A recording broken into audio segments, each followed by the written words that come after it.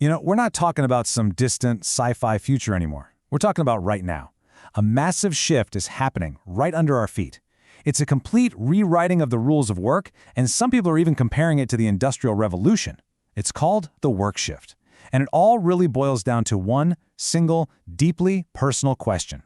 No, really, think about it. Not just, the easy stuff like sorting your spreadsheets or scheduling a few emails. I mean, the core of what you do, the critical thinking, the complex decisions, the creative problem solving. Could an AI do all of it? It sounds like something out of a movie, right? But for a growing number of people, the credits have already rolled on their careers. This isn't just a thought experiment. This is a real-world case study, and it feels like the first shot fired in a revolution. An $80,000 a year professional, the kind of person who is the absolute backbone of any office, was made completely obsolete, basically overnight, and they weren't replaced by a cheaper worker. Nope, they were replaced by code. And really understanding how this happened is the key to understanding what might be coming for the rest of us. So let's pull back the curtain on this $80,000 replacement, because this one story, it's not just about one job. It's a blueprint. It's got all the key elements, the tech, the economic incentives, the corporate strategy, everything that's driving this massive shift across the entire global economy. So what was this person actually doing all day to earn that salary? Well, they were trapped in what experts are now calling operational busywork. Just picture it, a constant flood of tasks, drowning in hundreds of emails, juggling DMs across 3 different social media platforms, meticulously scheduling posts, and grinding through that soul-crushing work of cold outreach. Now, this is vital stuff, right? It requires a human touch, for now. But it's also a hamster wheel of repetition. And for a business, this creates a huge bottleneck. It's expensive, it's slow, and it just doesn't scale. The real problem wasn't the work itself. It was the fundamental inefficiency of paying a human brain 80 grand to do things a machine could, in theory, do for pennies on the dollar. That economic tension? It was a dam just waiting to break. And this is where the game completely changes. See, this wasn't done with the kind of AI most of us are used to, like a simple chatbot or a grammar checker. This was the result of what developers are calling the agentic leap.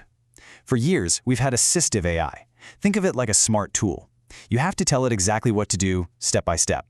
Write me an email about X. Summarize this for me. But now we have autonomous AI, or agents. And with these, you don't give them a task, you give them a goal. Like, find 3 potential sales leads in the manufacturing sector in Ohio, draft some outreach emails, and schedule meetings with anyone who responds positively. The agent then figures out all the steps in between. It can reason, it can plan, and it can execute a complex, multi-step project all by itself. It's the difference between handing someone a hammer versus hiring a carpenter. So how did this digital replacement actually work? Well, it wasn't one single AI brain. It was more like a team of specialized agents, all working together like a digital assembly line. Let's break this down. So first, at the top, you have the intake agent. You can see it there in that first row. This is basically the digital receptionist, and it's tirelessly scanning every single communications channel, emails, DMs, web forms, 24/7. It filters out all the noise and flags a real opportunity. Okay, then it passes that lead to the orchestration agent. This is the brains of the operation, the office manager. It analyzes the request, it scores its potential value based on rules you set, and then it decides the best next move. And finally, it acts like a dispatcher, assigning the task to an execution agent. This one's the workhorse, the digital executive assistant. It gets an order like, book a meeting with this person or update their info in the system, and boom, it just does it. Instantly. What you're looking at here is an entire office workflow, from the first hello to the final action, all done without a single human ever having to click a button. That $80,000 replacement, well, that's just one story. It's like a single drop of rain before the storm. Because while we've all been focused on these individual examples, economists and researchers have been looking at the much bigger picture. And what they're seeing isn't some gentle wave of change. It's a silent tsunami, a force of automation that's building on a scale that is almost impossible to wrap your head around. The numbers, frankly, are terrifying. Let's start with the big headline number. A huge study from Goldman Sachs estimates that generative AI could impact 300 million full-time jobs globally. Just let that sink in for a second. 300 million. Now, it's really important to understand what impact means here. It doesn't mean all 300 million of those jobs are going to vanish tomorrow. It means that for these jobs, a huge chunk of their daily tasks, maybe a quarter, maybe half, maybe even more, are now vulnerable to being automated by AI. This is the sheer, mind-boggling scale of the potential disruption we're looking at. But okay, let's get more specific. The World Economic Forum, in its big Future of Jobs report, puts a much finer point on it. They're projecting that by 2030, and that's less than a decade away. 92 million existing roles will be displaced. Displaced. That's not impacted or changed. It means the job as we know it today will either stop existing completely or be so radically different that it's a whole new role. This isn't some sci-fi prediction for the year 2050.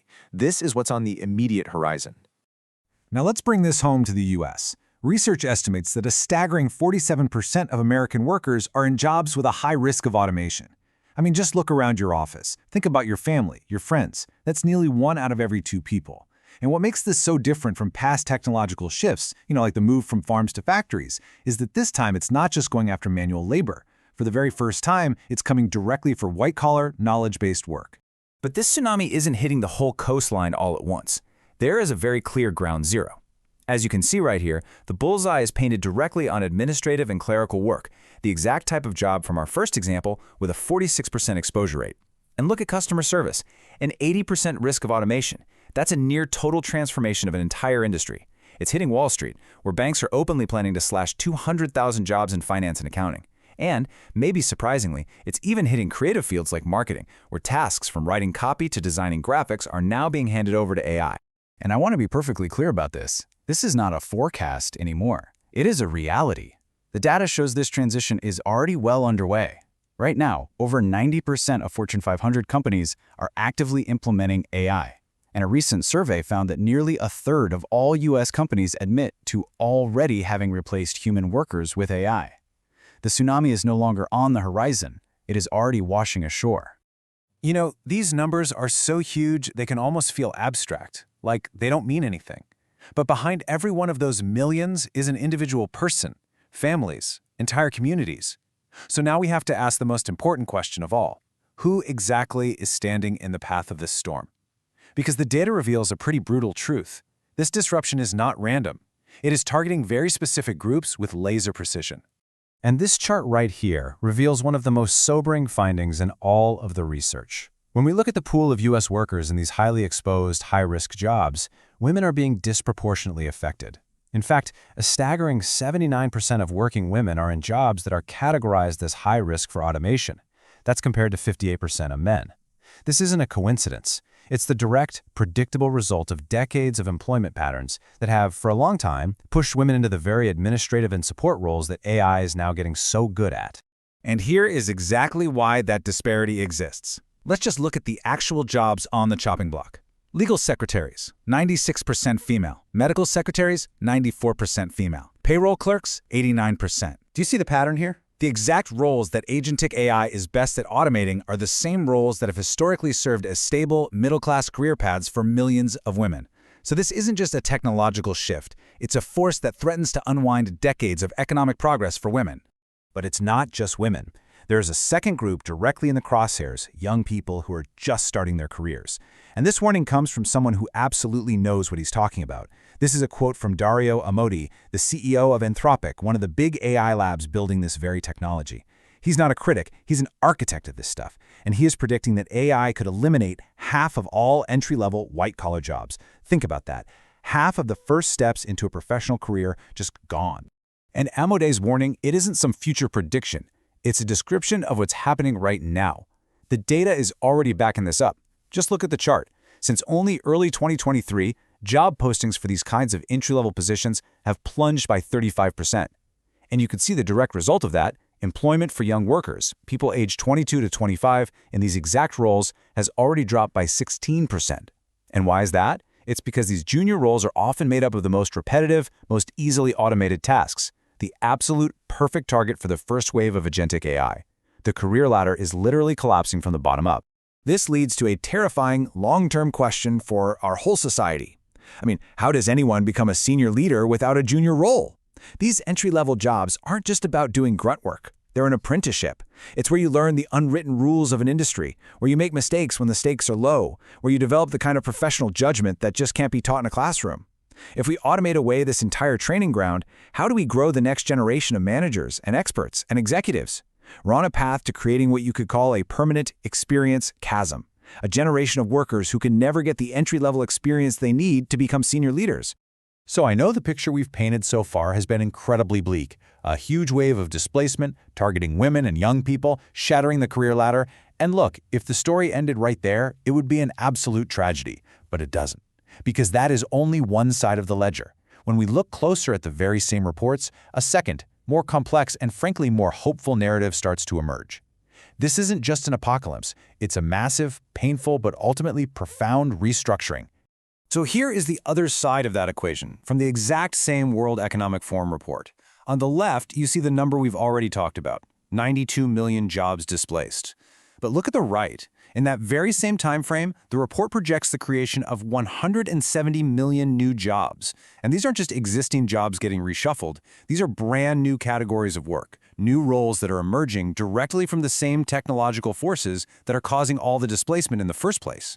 So when you do the simple math, you take the 92 million jobs lost, you subtract that from the 170 million created, and you are left with a net gain of 78 million new jobs worldwide by 2030. This is the crucial and kind of counterintuitive finding. Despite all the pain and disruption, the overall forecast is for net job growth. The story of AI isn't the end of work. It's the start of a massive transformation of work, which of course raises the obvious question. So where in the world are these 78 million new jobs going to come from? All right, let's break it down. Some of them are pretty obvious. The people who are building the AI revolution itself. Roles like AI and machine learning specialists are seeing absolutely explosive growth. But it's not just the coders. As we build a more complex digital world, well, we need more people to protect it, which is why jobs like information security analyst are booming.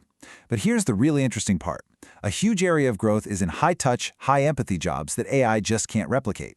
Look at nurse practitioners, projected to grow by a staggering 52%. Why? Because AI is starting to handle all the tedious administrative work, the charting, the paperwork, which frees up these skilled professionals to do more of what only they can do, provide direct, human, patient care. And finally, you have the jobs that are largely immune to this digital wave, the skilled trades. We will always need plumbers and electricians and builders. And this, right here, is the powerful economic force that's going to drive this whole restructuring. There's now a clear, measurable wage premium for AI skills. A recent report from PwC found that, on average, jobs that require AI skills pay a 25% premium over non-AI jobs in the exact same field. This is the incentive. While low-skill, repetitive jobs are being automated away, new, higher-paying jobs are being created for people who can work with these new tools. A great skills divide is cleaving the labor market in two, and pretty much all of the economic rewards are flowing to one side of that chasm. This massive shift in the labor market is forcing a parallel revolution to happen inside of companies. It's not just about hiring and firing anymore. It's about fundamentally redesigning how work itself gets done. We are literally witnessing the birth of a new corporate model, the hybrid organization. The core idea of the hybrid organization is actually pretty simple, but it's also world-changing.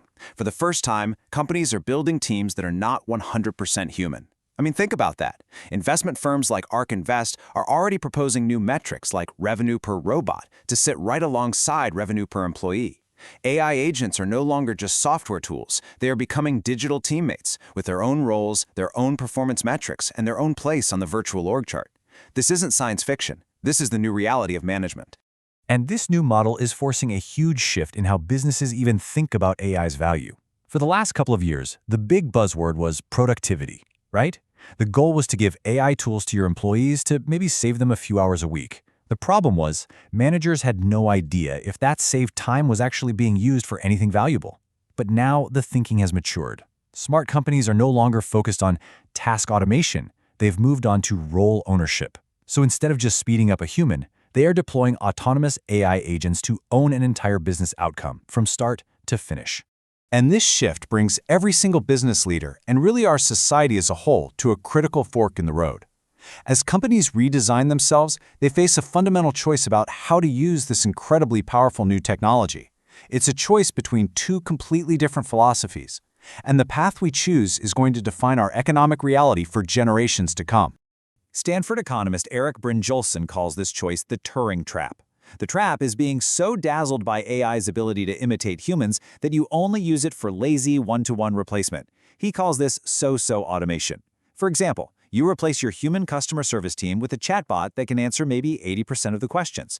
Sure, you save money on salaries, but now your customer experience is actually a little bit worse. You've just used a world-changing technology for a pretty boring incremental goal, just cutting costs. you've fallen into the trap. This diagram shows the two philosophies perfectly. On the left, you've got automation. You start with the circle of tasks a human can do, and you just use AI to take over a piece of that circle. The whole goal is substitution. The absolute best-case scenario here is that the machine does the job just as well as the human, but cheaper. It's a zero-sum game that basically caps your potential. But on the right, you have augmentation. Here you use AI to expand the circle itself, creating entirely new capabilities that neither a human nor a machine could achieve on their own. It's not about replacing the human, it's about giving them superpowers. And this is how you create new value and actually grow the entire economic pie. And so here we are, at the final choice. All of the threads that we've followed, the displacement, the creation of new jobs, the Turing trap, they all converge on this single point: two divergent paths, leading to two vastly different futures. This right here is probably the single most important takeaway from this entire explainer. The future of work is not a weather forecast that we just passively watch happen. It is a skyscraper that we are actively building right now. Every business strategy, every investment, every piece of software a company buys, it's another brick being laid for one of these two possible futures. On the left, we've got the easy path, the path of so-so automation that leads straight into that Turing trap. And on the right, we have the harder but far more rewarding path of what's called AI complementarity. If we choose the path of simple automation, focused only on cutting costs, economists like Darren Acemoglu warn that the consequences are going to be severe. We will see stagnant wages for the majority of workers because their bargaining power is just eroded. Inequality will widen dramatically between the people who own the AI and the people who are displaced by it, and we could enter a permanent age of displacement where the churn of technology consistently outpaces the economy's ability to create good new jobs.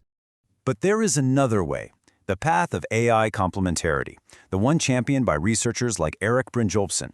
In this future, we focus on using AI to augment human skills. This can unleash explosive productivity growth. It expands what humans are capable of doing, creating entirely new, higher-value roles that we can't even imagine today. In this world, humans shift from being just workers who execute repetitive tasks to becoming orchestrators, using their judgment, their creativity, and their strategic insight to guide these powerful AI systems. In the end, the technology itself is neutral. It's just a tool. It can be a weapon that we use for cutting costs and replacing people, or it can be an engine for augmenting human creativity and creating incredible new value. The choice isn't up to the machines. It's up to us. We are at a hinge point in history. So the final question is a simple one. What kind of world do we want to build with these new tools?